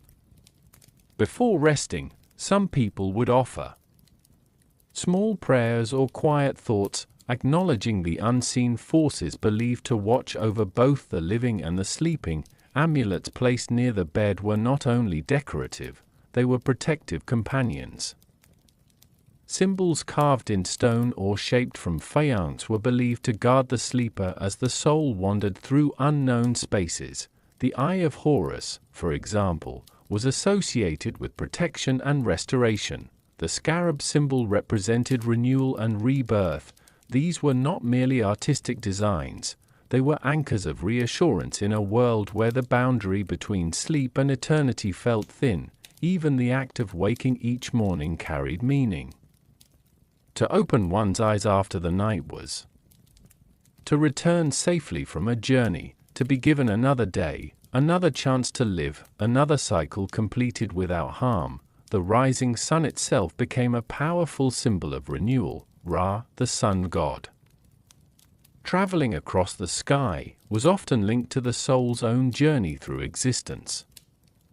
Night was the passage, morning was the return, and sleep was the quiet bridge between them. For some, dreams were also messages, a way for gods, ancestors, or unseen forces to communicate in symbols rather than words. A dream might bring comfort during grief, warning during uncertainty, or reassurance during illness. Not every dream was meaningful, but the possibility that even one might be important was enough to encourage careful attention, so people remembered them. They spoke of them in the morning light. They shared them with those who might understand hidden meanings. As centuries passed, this deep connection between sleep and the eternal journey became woven into the very identity of Egyptian life. It shaped how people thought about rest, how they prepared for it, and how they understood their place in the universe. Even today, standing in the silence of ancient tombs, it is possible to feel that belief lingering in the painted walls, figures frozen mid-step, eyes open toward unseen horizons. Journeys paused, but never truly finished. As night deepens once more over the Nile, the world of the living grows quiet again. Somewhere, a child stirs in a dream. Somewhere else, a farmer turns beneath a linen sheet, and in that shared silence, ancient Egypt feels closer than ever. Tomorrow evening, we will follow the final step of this journey, drifting into the last quiet moments of ancient Egyptian night, where all that remains is stillness, stars, and the gentle fading of a world preparing for another sunrise that feels almost eternal. The night is almost at its deepest point now. Across the Nile Valley, everything has softened into silence so complete it feels almost sacred. The villages no longer breathe with activity. The courtyards are still. The rooftops lie motionless beneath a sky overflowing with stars that seem close enough to touch. Only the river continues moving, slow, patient, eternal. This is the final stage of an ancient Egyptian night, not the beginning of sleep, not the moment of dreaming, but the long, quiet middle where the world seems to hold its breath. Inside every home, life has narrowed down to its simplest form: breathing, resting, being. A child has long since drifted into deeper sleep, their small hand still resting against a folded linen cloth. A parent lies nearby, motionless except for the slow rhythm of exhaustion giving way to peace. Even the village animals have settled into their own silent patterns, curled beneath doorways or resting on warm stone that still carries the memory of the day. Nothing feels rushed anymore. Time itself seems to slow. In ancient Egypt, this stillness was not seen as emptiness, it was balance. The world had completed its cycle of light and work, and now it returned to rest so that it could rise again tomorrow. Above, the sky stretches endlessly. The Milky Way arches across the heavens, like a faint, glowing river of light mirroring the Nile below. It is easy to imagine why the Egyptians saw order in this reflection. One river above, one river below, one flowing through the earth, one flowing through the stars, everything connected, everything repeating, everything returning. And within that cosmic rhythm, sleep becomes something far more meaningful than simple rest. It becomes participation.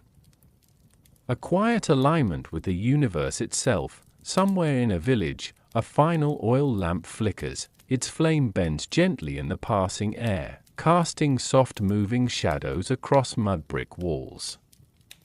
Then, slowly, it weakens, smaller, dimmer, until at last, it disappears. Darkness does not feel frightening here. It feels natural, familiar, almost protective, because the night in ancient Egypt was never truly empty. It was filled with presence. The presence of ancestors remembered in stories. The presence of gods believed to travel unseen paths. The presence of the river that never stopped moving, even when everything else rested, and most importantly, the presence of life itself.